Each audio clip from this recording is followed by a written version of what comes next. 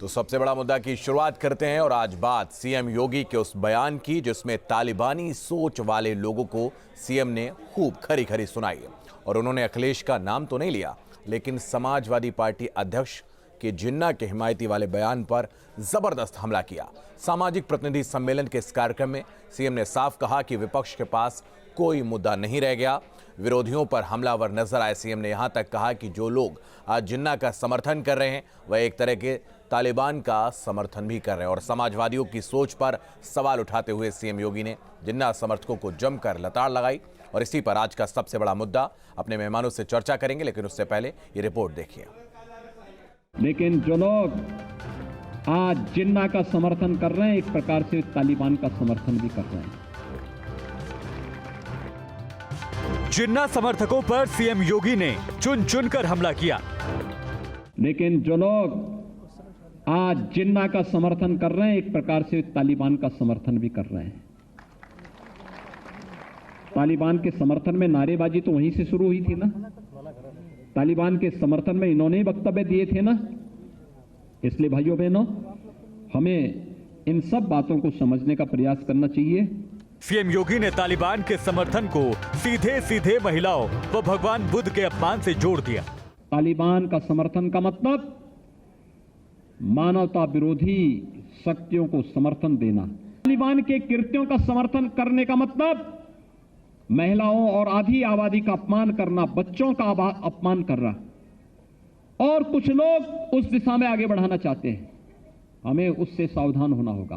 Bharatiya Janata party पिछड़ा मोर्चा के आयोजित सामाजिक प्रतिनिधि सम्मेलन की श्रृंखला में मौर्य, कुशवाहा, शाक्य, सैनी समाज के प्रतिनिधियों को संबोधित करते हुए सीएम ने बिना नाम लिए विपक्ष को खूब खरी खरी सुनाई। विपक्ष के पास मुद्दा नहीं है। वह सरदार पटेल का अपमान करना चाहती है। राष्ट्र नायक सरदार पटेल एक ओर है और दूसरी तरफ इस राष्ट्र को तोड़ने वाले जिन्ना दूसरी तरफ हैं। वो जिन्ना का वे लोग समर्थन करते हैं, हम सरदार पटेल का समर्थन करते हैं। चुनाव से पहले राज्य में सियासी पारा हर दिन और ज्यादा गर्म होता जा रहा है। सीएम ने जिन्नावादी सोच को तालिबान से जोड़कर ये बता दिया कि आने वाले दिनों में विरोधियों पर उनके हमले और तेज हो जाएंगे। Team news state.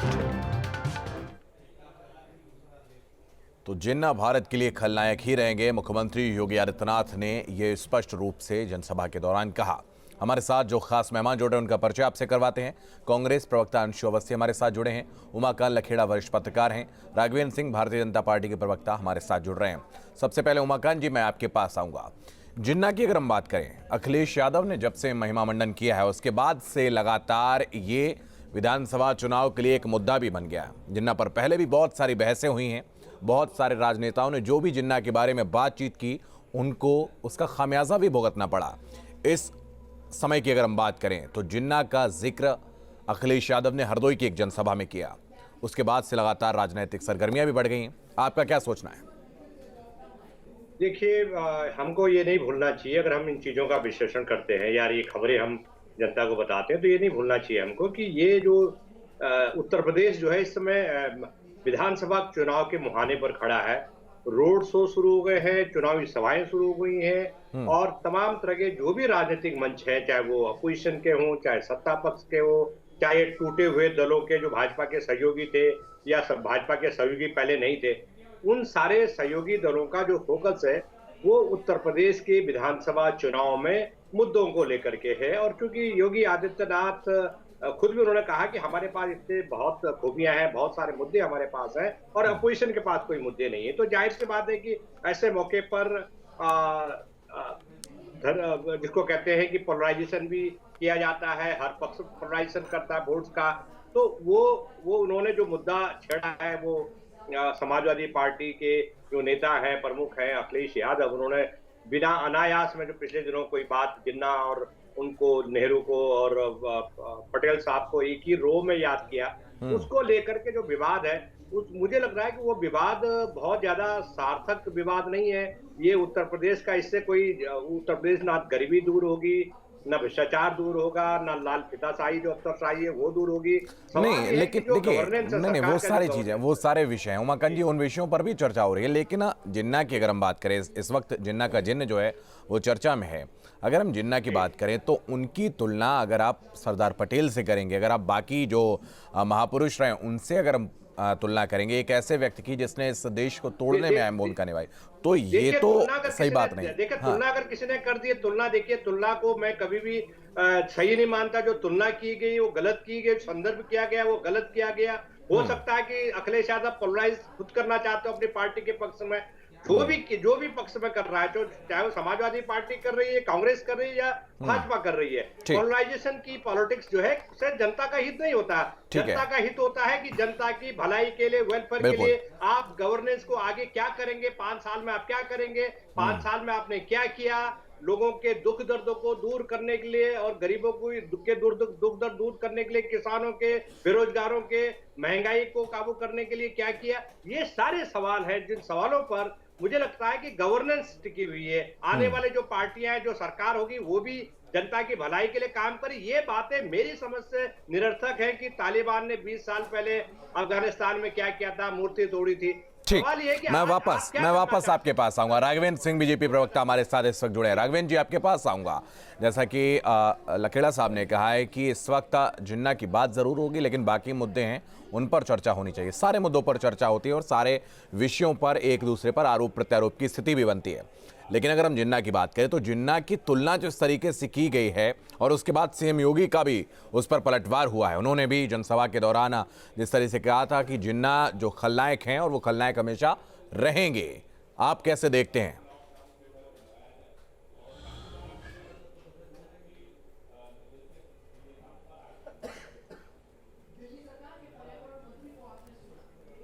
से लोग कर रहे हैं। जिन्ना वास्तव में वो व्यक्ति है जिसने देश का बंटवारा कराया। जिन्ना वास्तव में वो व्यक्ति है जिसने 16 अगस्त 1946 को कलकत्ता में डायरेक्ट एक्शन का ऑर्डर किया। उसने एक ऐसी योजना की घोषणा की जिसमें किस तरीके से भारत की सड़कों पर लोगों की हत्याएं की जाए, किस तरीके से मकान जलाए जाए, किस तरीके से फैक्ट्रियां जलाई जाए, और वो अगले दिन अखबारों में प्रकाशित होती है और देश में भीषण दंगे होते हैं। कलकत्ता की सड़कों पर इतना भीषण नरसंहार होता है कि अब तो लोगों की लाशें सड़ती हैं। उसके तुलना पर आप सरदार पटेल से कर रहे हैं। दुर्भाग्य देश की राजनीति का। हम लोग जो है राष्ट्रवादी लोग हैं। ठीक है, मैं वापस आपके पास आता हूं। अंशु अवस्थी, कांग्रेस प्रवक्ता हमारे साथ जुड़े। अंशु, आपके पास आऊंगा। जिन्ना का जिन्न एक बार फिर से चुनाव से पहले बाहर आ गया और अखिलेश यादव ने उसका जिक्र किया। बीजेपी उस पर हमला लगातार कर रही है, उसका विरोध कर रही है। आपकी पार्टी का पक्ष नहीं आया, चूंकि आप इस वक्त चुनाव चल रहा है, आपका भी उस पर पक्ष आना चाहिए था, प्रतिक्रिया आनी चाहिए थी।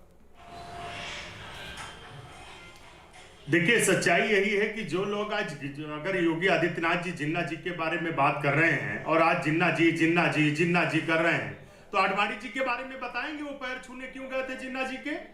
भारतीय जनता पार्टी ने सबसे पहले चरण वंदना और फूल माला पहनाई जिन्ना को। और दूसरा, देश तो कभी भी जिन्ना को महापुरुष नहीं मानता। जो भी महापुरुष मानते हो, ये उनका अपना वो आउटलुक है, उसका जवाब वो लोग देंगे जो मान रहे हैं। लेकिन योगी आदित्यनाथ इस बात को मानेंगे अगर वो सरदार पटेल को मानते हैं। सरदार पटेल ने आजाद भारत में 3 बार आरएसएस पर प्रतिबंध लगाया, जिसने गांधी जी की हत्या करवाई। जो जहर घोलता है, जो समाज में एक पूरी आतंकी भूमिका का काम अदा करता है आरएसएस, क्या उसके बारे में आदित्यनाथ जी बोलेंगे? अरे मुख्यमंत्री जी, मुझे तरस आता है आप पर। तो 4 साल में आप उत्तर प्रदेश में कुछ भी नहीं कर पाए, अपना घोषणा पत्र पढ़ लिया होता कम से कम। हमने तो सुना है मुख्यमंत्री जी बीएससी पास हैं और वो बताते हैं कि हनुमान जी दलित थे। कमाल हो गया। इस देश में चलिए, भारतीय ठीक है, जनता पार्टी हर मोर्चे पर विफल है। ठीक, जिस तरीके से ठीक है, इस पर आपके वक्तव्य पर भारतीय जनता पार्टी के प्रवक्ता से हम प्रतिक्रिया लेंगे। तो विधानसभा चुनाव से पहले एक बार फिर से जिन्ना का जिन्न जो है वो बोतल से बाहर आ गया और लगातार उसको लेकर आरोप प्रत्यारोप का जो दौर है वो भी जारी है। अंशु, एक बार फिर से मैं आपके पास आएंगे। जिस तरीके से जिन्ना की अगर हम बात करें, आप बाकी विषयों को जो है विश्लेषण अच्छी तरीके से कर देते हैं, लेकिन मैं चाहूँगा जिन्ना की आपने आडवाणी जी का जिक्र कर दिया कि वो आखिर क्यों गए थे, और उस पर हम भाजपा प्रवक्ता से भी प्रतिक्रिया लेंगे। लेकिन अखिलेश यादव ने ये बयान दिया है, उसको कैसे देखते हैं? देखिए, मैंने पहले ही कहा कि योगी आदित्यनाथ जी अगर इस बात को कहते हैं कि जिन्ना नहीं सरदार पटेल उनके महापुरुष हैं, तो वो इस बात को माने कि सरदार पटेल ने जो आरएसएस पर उन्होंने प्रतिबंध भारतीय लगाया जनता था, पार्टी ने सरदार मेरी बात पटेल की इतनी बड़ी प्लीज, प्रतिमा लगाई देखिए, है। एक मिनट, हाँ। अगर आपने मुझे चैनल पर बुलाया है तो नहीं, बोलिए, आप बोलिए, मुझे मत बोलिए, आप बोलिए। हाँ, मेरी बात पूरी होनी, मैं अनुरोध कर रहा हूँ आपसे, मेरी बात अपनी आने दीजिए। अगर वो सरदार पटेल को सही मानते हैं तो इस बात को भी वो माने कि आरएसएस जिसने गांधी जी की हत्या करवाई, जो देश में जहर बोता है, उस आरएसएस पर प्रतिबंध लगाना प्रदेश का काम एकदम सही था। ठीक है। दूसरा, जिन्ना का भाजपा का प्रेम आज का नहीं है। इनके महागुरु श्यामा प्रसाद मुखर्जी मुस्लिम कांग्रेस लीग के साथ सरकार बनाते हैं जिन्ना के साथ मिलकर। अरे जिन्ना और सावरकर का याराना है, क्योंकि यही लोग देश के अंदर जहर बोते थे जब पंडित जवाहरलाल नेहरू, गांधी, नेहरू, सुभाष देश की आजादी की लड़ाई लड़ते थे। अरे जिन्ना के नहीं, ठीक है, मैंने अंशु जी मैंने आपकी बात सुनी, मैंने पूरी बात सुनी। आपने अखिलेश यादव के जिन्ना के जिन पे क्यों प्रतिक्रिया नहीं कर रहे? हाँ, मैं अपनी बात कंप्लीट कर रहा हूँ। हाँ, नहीं, अखिलेश यादव पर सवाल ये तब उठा सकते हैं, मेरी बात आने नहीं देंगे, आप बीच में इंटरप्ट क्यों कर रहे हैं भाई? चलिए बोलिए। मैं कांग्रेस का प्रवक्ता हूँ। आप बोलिए। मुझे दूसरे प्रवक्ता से प्रतिक्रिया लेनी है आपसे। हाँ, तो मैं अपनी कंप्लीट कर लूंगा।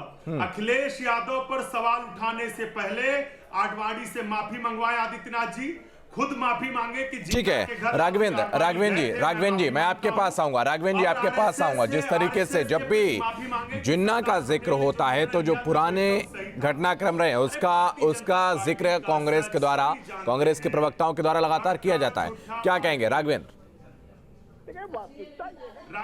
जी? पहले माफी मांगिए आडवाणी जी को, क्यों भेजा था आपने जिन्ना के घर? पार्टी पिछले 35 वर्षों से उत्तर प्रदेश में क्यों नहीं है, इस बात का आकलन तो वो करते नहीं है। ऐसी घोषणाएं करते हैं जो कि हो ही नहीं सकती हैं। उत्तर प्रदेश में ये जो घोषणा कह रहे हैं, इनकी प्रियंका गांधी जी जो उत्तर प्रदेश की नेता हैं, ये जो घोषणाएं कर रही है, ये क्या जायज है? अगर ये जायज है तो अन्य प्रदेशों में ये क्यों नहीं कर रहे हैं? वास्तविकता ये है, ये सुशासन और विकास के एजेंडे पर ना समाजवादी पार्टी चुनाव लड़ना चाहती है, ना भारतीय जनता पार्टी ना कांग्रेस चुनाव लड़ना चाहती है। भारतीय जनता पार्टी विकास और सुशासन के एजेंडे पर चुनाव लड़ना चाहती है। भारतीय जनता पार्टी जो है अपने जो पिछले 4.5 सालों में जो काम किया है, मात्र उसी में चुनाव लड़ना चाहती है। लेकिन ये लोग कभी इत्र लेकर के आ जाते हैं, कभी जिन्ना लेकर के आ जाते हैं, कभी हिंदुत्व की तुलना करने लगते हैं, कभी हिंदुत्व को आतंकवाद से तुलना बताने लगते हैं। मुख्य एजेंडे पे आते नहीं है। उत्तर प्रदेश की जनता इतनी बड़ी बेवकूफ नहीं है, वो भली प्रकार से जानती है। उत्तर प्रदेश में समाजवादी पार्टी का कार्यकाल भी देखा है, भारतीय जनता पार्टी के 4.5 वर्ष भी देखे हैं। हमने किस प्रकार से 2017 में समाजवादी पार्टी ने 17.5% बेरोजगारी दर थी, उसको हमने विपरीत परिस्थितियों में घटा करके 6.5% किया। उत्तर प्रदेश की जनता ने देखा। बहुत कर रहे हैं। अंशु जी बोलिए। देखिए, सीधी तौर पे ये बात है कि ये चैनल पर माफी मांगे कि आडवाणी जिन्ना के घर क्यों गए। समाजवादी पार्टी और कांग्रेस को पिछले 35 वर्षों तो नहीं है, घपले घोटाले केंद्र में सरकारें थी, मात्र घपले घोटाले ये लोग करते रहे हैं। जिस प्रकार से प्रियंका गांधी घोषणाएं कर रही हैं, 40% महिलाओं को आरक्षण देंगे, भैया अन्य प्रदेशों में भी दे दीजिए, वहां पर भी चुनाव हुआ है। जिस प्रकार से उत्तर प्रदेश में स्कूटी बांट रहे हैं, अन्य प्रदेशों में भी महिलाएं हैं, क्या उत्तर प्रदेश में ही महिलाएं क्या लैपटॉप का वितरण करेंगे, मोबाइल का वितरण करेंगे? ये भली प्रकार से जानते हैं। अरे बीजेपी सबसे पहले माफी मांगे जो अंग्रेजों के साथ खड़े लोग थे, आरएसएस के लोग, ऊपर सरदार पटेल ने प्रतिबंध लगाया था, माफी बजाए गए थे, कांग्रेसियों ने भी बजाए थे और मीडिया ने वो प्रचार प्रसार किया गया था। श्रीमान जी, क्या हुआ था? 2 लोकसभा की सीटें थी, चली गई थी। ठीक है, उमरखान लखेड़ा जी मैं आपके पास आऊंगा। जब भी जिन्ना की बात होती है, देखिए वो एक काला अध्याय है, उसको भुलाया नहीं जा सकता है। लेकिन अखिलेश यादव ने एक बार फिर से उस जिन्न को जिंदा कर दिया है। जिन्ना के बारे में चर्चा हो रही है और जब कांग्रेस से सवाल पूछा जाता है तो आडवाणी जी का नाम हमेशा से लेते हैं और पुराने उस बात का जिक्र किया जाता है। अगर हम इस पूरे चुनाव को देखें, विधानसभा चुनाव सर पे है, जिन्ना का जिन्न एक बार फिर से बोतल के बाहर है, आरोप और प्रत्यारोप की स्थिति बन रही है। और जैसा कि आपने भी कहा था कि बाकी मुद्दों पर बात नहीं होती, लेकिन इस मुद्दे को नजरअंदाज कैसे किया जाए? देखिए, नजरअंदाज करना ना करना, ये तो देखिए राजनीति का चुनाव के मौके पर जाहिर सी बात है कि कुछ कोशिशें तो जरूर हो रही है कि कुछ ना कुछ डाइवर्जन चीजों पर जो सतही सवाल है जनता के मेरा ये मानना रहा है, आपका सवाल बिल्कुल वाजिब है।